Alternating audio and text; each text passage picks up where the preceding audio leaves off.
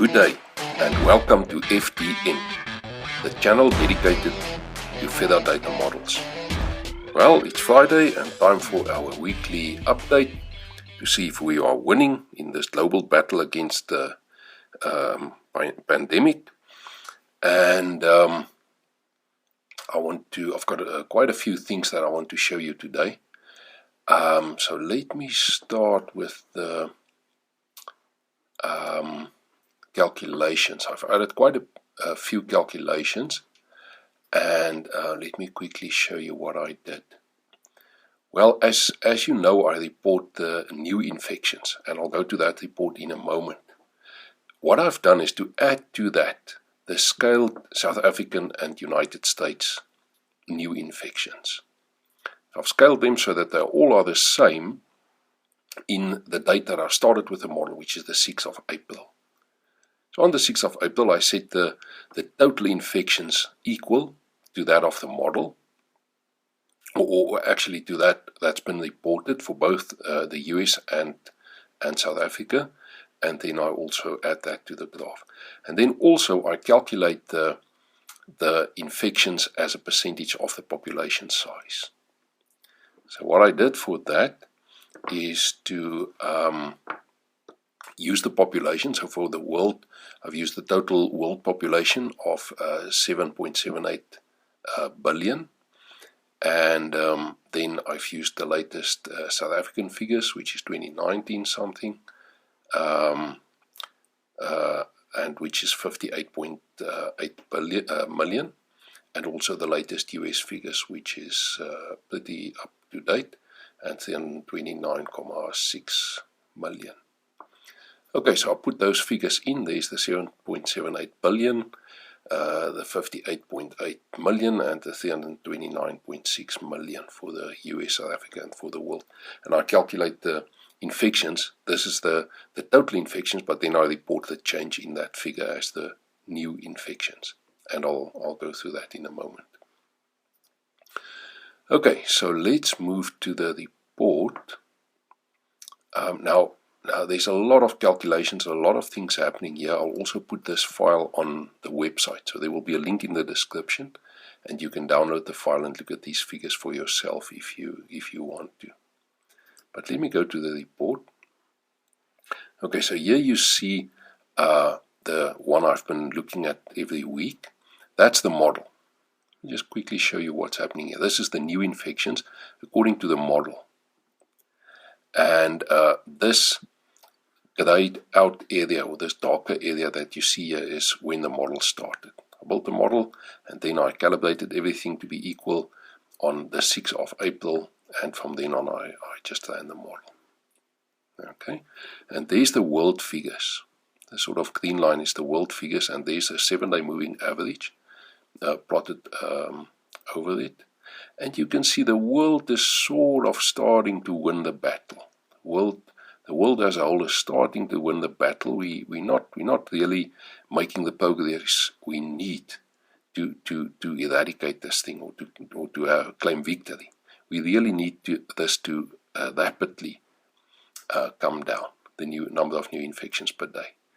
But at least it seems the trend has been broken and we flattened out, and we seem to be going down at the moment, so that's encouraging. Now at the moment the world figures are, the daily figure is 85,000 new infections, and of that the US is 29,000, so about a third. That's the new infections. The total infections for the US is 870,000, for the world 2.7 million, again about a third. So it feels like economics all over again, where the US basically is swinging the world into whatever direction the US is going.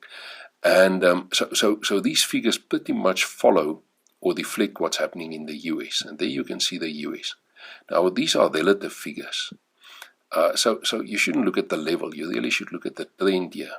You can see the US, they were late to come to this party, but they made up for that by overshooting the world completely, and they are still doing worse than the world. However, the US managed to break the trend, but then they lost that. The last week or so, they've flattened out again. They should really drive this down and get it back in line, get it underneath the model first, and also rapidly drive this to zero to get the disease under control, the pandemic under control.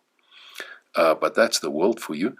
Now, South Africa is this blue line, and South Africa had a problem initially, and then the lockdown happened, and that really seemed to do the trick for South Africa, and South Africa was really doing well.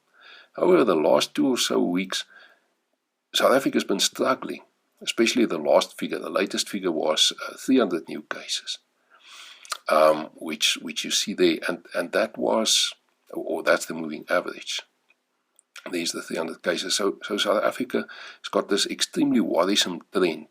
As we are going into some relaxation of the lockdown restrictions, South Africa is building up this really worrisome trend, and I hope this is that you can attribute this to testing that's been increased. I hope the disease is under control, but this is quite worrisome going into a relaxation of the lockdown. Okay, let's look at the relative figures relative to population size. So here I've got all the relative figures. So if you look at these, let's first look at the model. In the model, I've made a completely arbitrary assumption that 100 million people are infected in total. So over time, the total infections, the total number of people that will get it is 100 million, and here you can see that play out as a percentage of the 7.8 billion total world population at the moment. Here you see the US performance, and the US really isn't doing well. They are really struggling. It seems they are, at least up until this point, it seemed they were not winning this battle. I mean, as a percentage of their population, the pandemic has really hit hard and remains quite high. Now, relative to the US, if you look at South Africa, and this is the number of new infections as a percentage of the population, as are these other figures, South Africa really is doing well. We are doing exceptionally well. And based on this, it's justifiable that the lockdown be relaxed. But even here, you can see that uptick. You can see this worrisome uptrend, and we need to check this. We need to get this under control, and keep it under control, especially as we start to relax the restrictions. Well, that's it. See you next time. Bye-bye.